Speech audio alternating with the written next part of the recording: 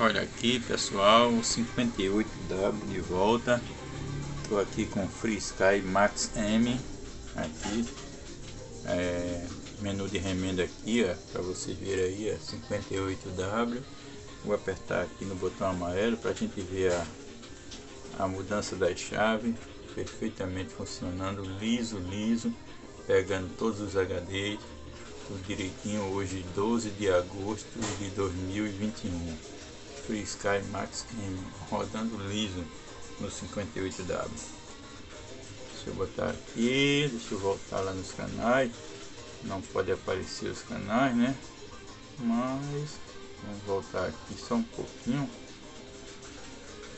A grade do canal. Tá aqui tudo amarelinho aí, ó. Tudo pegando perfeitamente. Todos os canais. Finalmente nosso 58W de volta, né? Que bom.